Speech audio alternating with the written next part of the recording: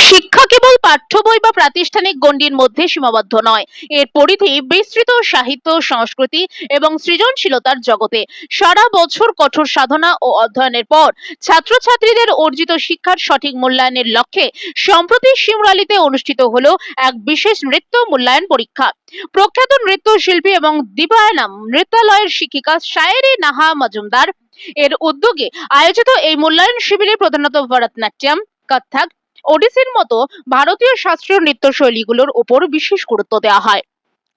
এদিন পরীক্ষার টেবিলে বিচারকদের অত্যন্ত সূক্ষ্ম দৃষ্টিতে প্রতিটি পরিবেশনা পর্যালোচনা করতে দেখা যায়। শুধু তাই নয়, ছাত্রছাত্রীদের ছোটখাটো ভুল ত্রুটিগুলো পরম যত্নে হাতে করে সংশোধন করে দেন বিচারকরা। পরীক্ষায় অংশগ্রহণকারী ছাত্রছাত্রীরা তাদের প্রতিক্রিয়ায় জানায়, শিক্ষিকা শায়েরি ম্যাম ভারতীয় শাস্ত্রীয় নৃত্যের একজন অত্যন্ত দক্ষ ও প্রাজ্ঞ শিক্ষাগুরু। পরীক্ষার সময় ভীতি বা নার্ভাসনেসের কারণে কিছু ভুল ত্রুটি হলেও বিচারক ম্যাম অত্যন্ত ইতিবাচকভাবে বিষয়টি গ্রহণ করেছেন। তিনি যেভাবে ভুলগুলো ধরিয়ে দিয়েছেন এবং সঠিক কৌশল শিখিয়েছেন, তা আগামী দিনে আমাদের নৃত্য চর্চায় প্রভূত সাহায্য করবে। বর্তমান সময় কি তবে শাস্ত্রীয় নৃত্য হারিয়ে যেতে বসেছে? আধুনিক প্রজন্ম কি শুধুই ওয়েস্টার্ন ডান্সের দিকে ঝুঁকছে? নাচের পরীক্ষার সময় ছাত্রছাত্রীদের ঠিক কোন কোন বিষয়গুলো মাথায় রাখা উচিত এবং বিচারকরা মূলত কোন মাপকাঠিতে মূল্যায়ন করেন? আমাদের সাংবাদিকের এমন নানা গুরুত্বপূর্ণ প্রশ্নের উত্তর দিয়েছেন বিচারকরা এবং দীপায়নম নৃত্যালয়ের প্রতিষ্ঠাতা ও প্রখ্যাত নৃত্যশিল্পী শাহেরি নাহা মজুমদার ঠিক কি বললেন শোনাবো আপনাদের। শিমুরালী থেকে বিশ্বরূপ দাসের সঙ্গে অঙ্কিতা কুণ্ডুর প্রতিবেদন, নিউজ পোস্ট বার্তা 24 সংবাদ নিরপেক্ষ। দেখুন, সকালবেলা থেকে এক্সাম শুরু হয়েছে। সবচেয়ে ভালো ব্যাপার হচ্ছে পরপর যিনি শিক্ষিকা ওনার স্টুডেন্টরা প্রত্যেকে মানে উনার স্টুডেন্টরা পড়ছে, আবার ওনার যারা সিনিয়র তাদের স্টুডেন্টরাও এই স্কুল থেকে পরীক্ষা দিচ্ছে। তো এটা একটা বড় বিষয়।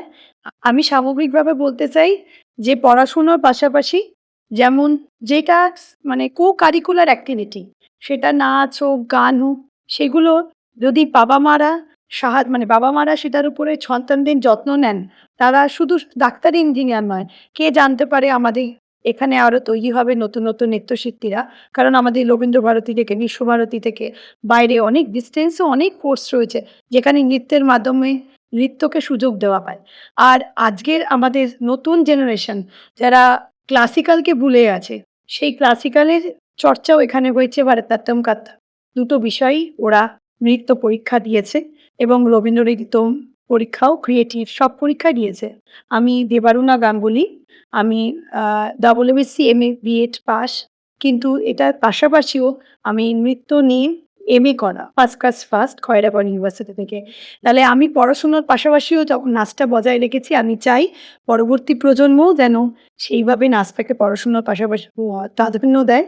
এবং আমি এখন West Bengal state head Narayana স্কুলের, এবং আমার নিজস্ব নৃত্য প্রতিষ্ঠান আছে দেবছত্র নৃত্যাঙ্গন অ্যাজ এ প্রিন্সিপাল। আমি 2000 এই বছরগুলো এখনো আমি কন্টিনিউভাবে শেখাচ্ছি। ম্যাম, বিচারকের আসনে যখন বসেন সেখানে মুদ্রা, লয়, অভিব্যক্তি কোনটার দিকে বেশি গুরুত্ব দেন?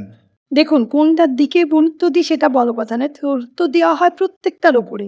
মানে একটা মানুষ, সে যে কোনো হোক, একটা ছোট বাচ্চা তো সেটা সম্ভব না, ওদের কাছে সম্ভব শুধু তার অভিনয় এবং মুদ্রা। এবং যারা একটু ছোট মানে PP1 থেকে first year, second year, third year যায়, একটা মানুষের মধ্যে, শিল্পীর মধ্যে, তারাও ছোটরাও কিন্তু শিল্পী সত্তার মানে তাদের মধ্যে কি কি জিনিসগুলো লক্ষ্য করতে হয়। একটা হচ্ছে সার্বিক বিকাশ, মানে দেহগত, মানে হাতের মুদ্রা; গঠনগত মানে হচ্ছে হাতের অঙ্গভঙ্গিমা, হাতের মুভমেন্টস, মুদ্রাগুলো ক্লিয়ার করা থাকা খুব জরুরি। ধরুন রবীন্দ্র নৃত্য পরীক্ষা হচ্ছে, তাই রবীন্দ্র নৃত্যর সাথে ওই সামঞ্জস্য রেখে ওরা কি মুদ্রা ব্যবহার করছে সেটা গুরুত্বপূর্ণ। এবং এক্সপ্রেশন, যে গানটার সাথে ওরা নাচছে তার যে ভেতরের শুধু এক্সপ্রেশন, মানে মনের বহিঃপ্রকাশ। আমি যেটা নাচছি আমার মন থেকে নাচছি, মানে 3টে জিনিস, দৈহিক, মানে মনের, এবং হচ্ছে সাত্ত্বিক, 3টে বিকাশ কিন্তু ঘটে নাচের মাধ্যমে। এবং তাল এবং লয়, যেটা হচ্ছে ঘুঙুরের অপরিহার্য অঙ্গ। কোনো ক্লাসিক্যালে যেমন একটু বেশি সংখ্যা, আর রবীন্দ্রনৃত্যের সংখ্যা কম। তাহলে তাল, লয়, অভিনয় এবং দৈহিক এবং মানসিক গঠন কিন্তু একটা নৃত্যের ক্ষেত্রেই অনেকটা বাড়ি।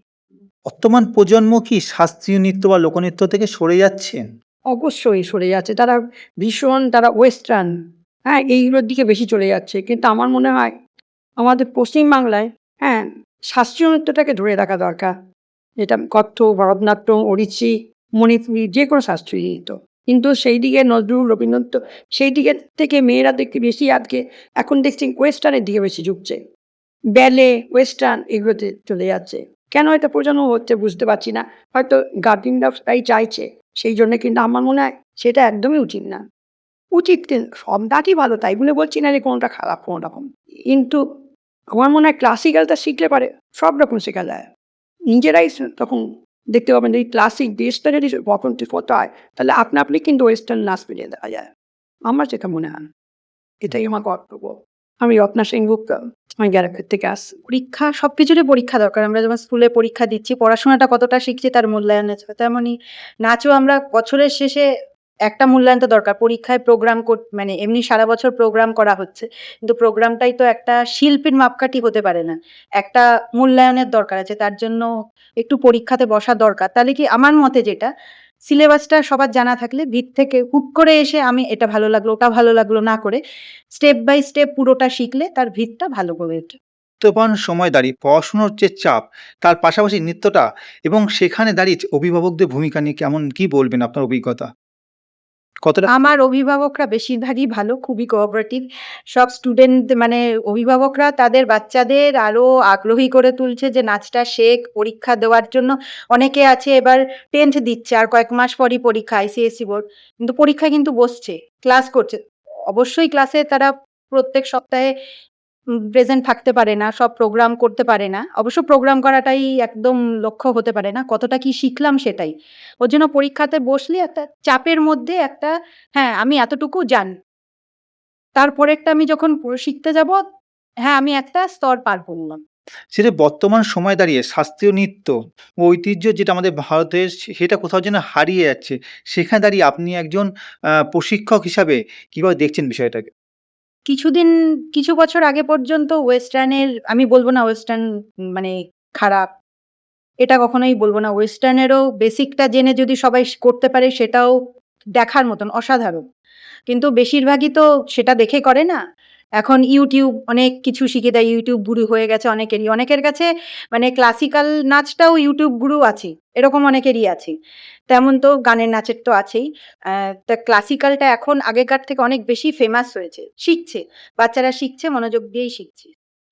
কেউ ফাঁকি তো দেয়ই। যেমন বাচ্চারা সব স্কুলেই যেমন ১ নাম্বারও থাকে, যে ফার্স্ট হচ্ছে, তার মধ্যে কেউ পিছনের দিকে একরকম থাকছে, সেরকম সব স্কুলেই যেমন নাচের স্কুলেও আছে। কেউ খুব ভালো করে, কেউ একটু মিডিয়াম, কেউ একটু পিছিয়ে আছে। কিন্তু আশা করি সবাই এগিয়ে যাবে। আজকে কতজন ছাত্রছাত্রী অংশগ্রহণ করলো? আজকে টোটাল পরীক্ষা দিচ্ছে ১৩০ জন। আপনার সব না, আমার স্কুল বেশিরভাগই আমার সঙ্গে আমার দুটি স্টুডেন্ট আছে, তারও স্টুডেন্টরা পড়ে।